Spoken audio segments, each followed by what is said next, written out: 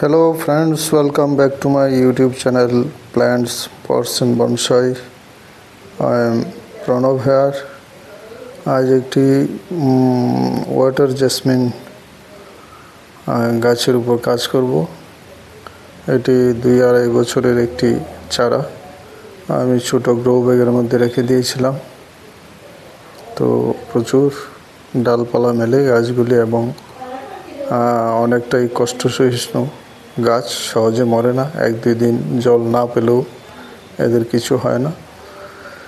তো এ থেকে আজকে একটি মিনি বনসাই তথা মামে বনসাই তৈরি করব।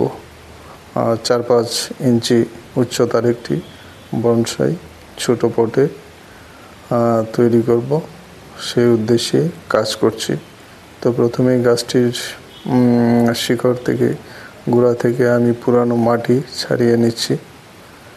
তো 2-2.5 বছরের গাছটিতে প্রচুর ফিডিং রুট তৈরি হয়েছে, মোটা মূল নেই বললেই চলে এবং প্রচুর ফিডিং রুট, যেটা এই গাছের স্বাস্থ্যের জন্য ভালো।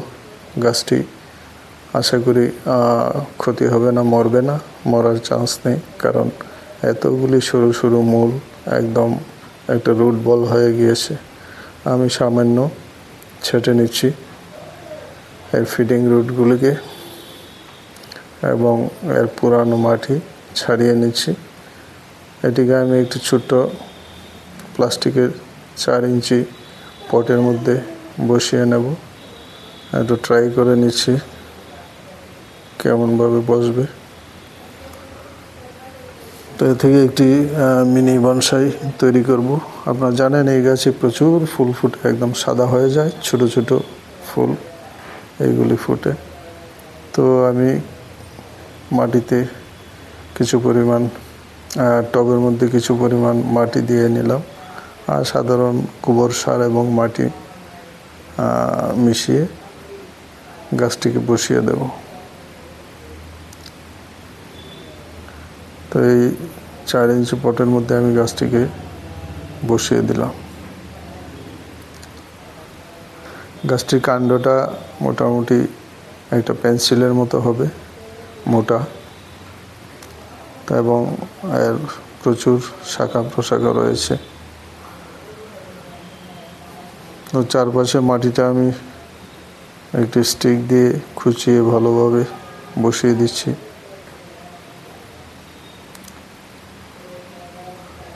যেন ফাঁক ফুকর না থাকে।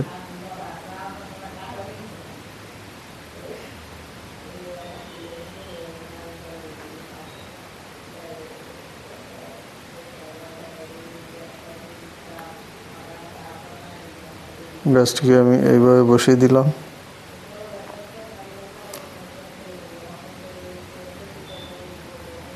গোড়াতে সয়েল মিক্সটাকে একটু চাপিয়ে দিলাম, বাস।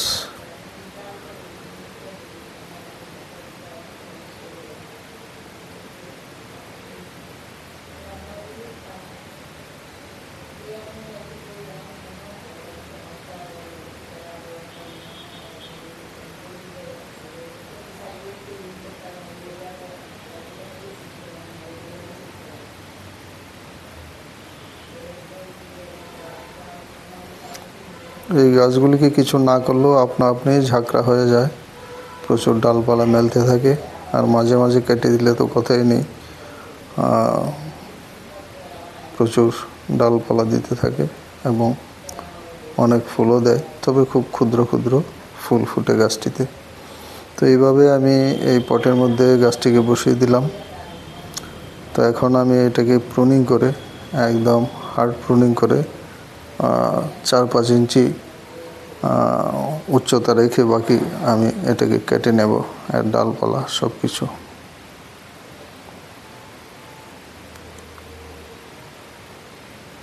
আমার প্রুনিং সিজার দিয়ে এটাকে পুরা প্রুনিং করে নিলাম, হার্ড প্রুনিংয়ের মতো দিয়ে দিলাম।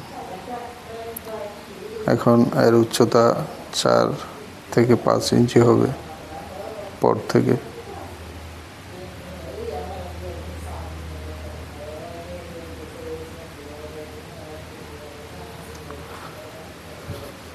এই ওয়াটার জেসমিন এটাও অনেকটা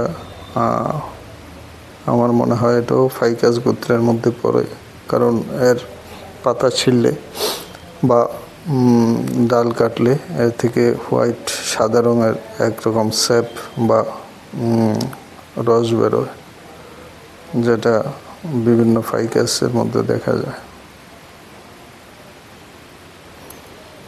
তো এইভাবে আমি গাছটিকে বসিয়ে দিলাম। এখন কাটা জায়গাগুলিতে একটু ফাঙ্গিসাইড লাগিয়ে নিচ্ছি, যদিও এই ড্রাই সিজনে ফাঙ্গালের আক্রমণের ভয় নাই, তবু দিয়ে দিলাম।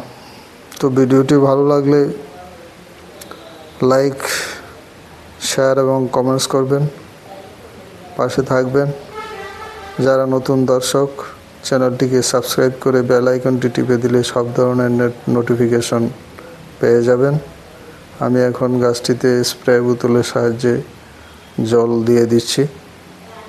পরবর্তী সময়ে গাছটিকে আমি কোনো একটা ছোটো পাত্রের মধ্যে রেখে জল দিয়ে সামান্য রেখে দেব।